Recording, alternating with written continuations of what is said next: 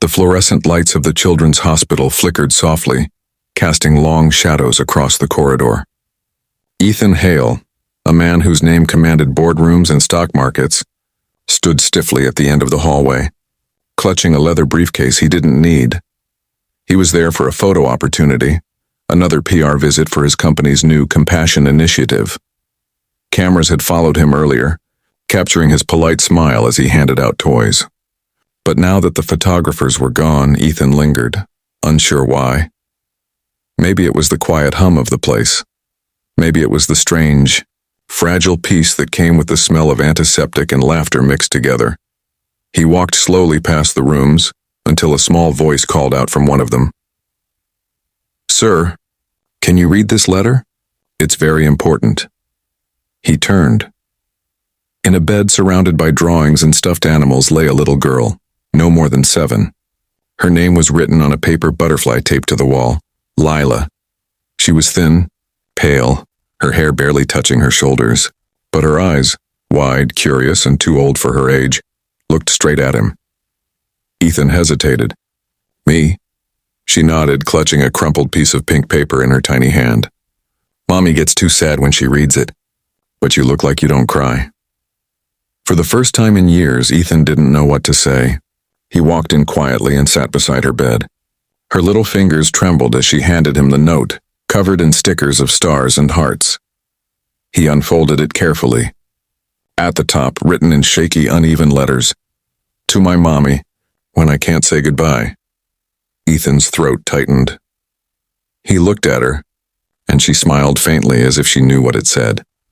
"Go on," she whispered. He began to read aloud, his deep voice shaking slightly. "Dear Mommy, if I go to heaven soon, please don't cry too long.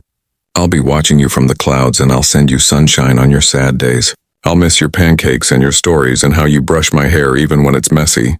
I love you more than all the stars forever." By the end, his voice cracked. The words blurred as tears filled his eyes, the kind of tears he hadn't allowed himself to shed since his wife died 6 years ago. When he looked at Lila again, she was smiling softly, though her breathing was shallow. "Did I write it okay?" she asked. "I want it to sound nice when Mommy reads it after I'm gone." Ethan swallowed hard. His whole life, the meetings, the luxury, the loneliness, flashed before him like something meaningless in the face of this little girl's quiet courage. He reached out and held her frail hand.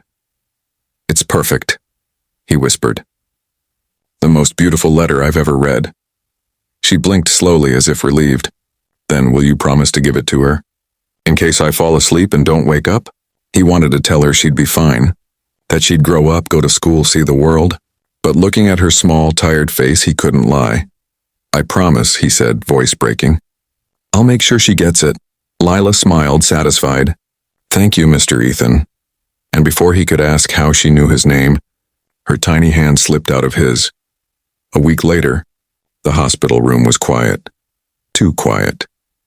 Ethan stood at the doorway holding the same pink letter in his hand, though now it was folded neatly inside an envelope addressed simply, "For Mommy."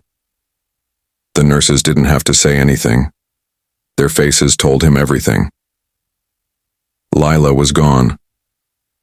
He stepped inside, every sound muffled by grief. The toys were still there. The butterfly on the wall still said Lila, but the little girl who had changed something inside him was nowhere to be found. On her pillow lay a new note, this one sealed with a heart-shaped sticker. It read, "To the man who read my letter." Ethan's hands trembled as he opened it. "Dear Mr. Ethan, thank you for helping me. Mommy said you are a very busy, very big man, but I think you have a very big heart too. I'm not scared anymore. If you ever feel sad, look up. I'll send you flowers from heaven. Love, Lila." He pressed the note to his chest, unable to stop the tears. He hadn't cried at his wife's funeral. He hadn't cried when he lost friends to greed or betrayal. But now, a child he'd known for only hours had broken the last wall around his heart. He turned when he heard footsteps. It was Lila's mother, eyes swollen but calm, holding a small stuffed bear. "You're Mr. Hale," she whispered. "She told me about you. Thank you for reading her letter." Ethan's voice was raw. She asked me to give you this." He handed her the pink envelope. As she unfolded it and read, silent tears streamed down her cheeks. When she looked up again, she reached for his hand, and for a long moment, two strangers stood in that quiet hospital room, connected by a love that death couldn't erase. She really liked you, the mother said softly. She said you looked lonely. Ethan managed a weak smile. She wasn't wrong. When he left the hospital, the sky outside was gray, but somewhere in the distance sunlight broke through the clouds, lighting up the rain-soaked flowers in the courtyard. He tilted his head up, whispering, "I got your flowers, Lila." And for the first time in years, Ethan Hale, the man who thought he'd forgotten how to feel, closed his eyes and let himself cry, not from loss but from love that would live on forever.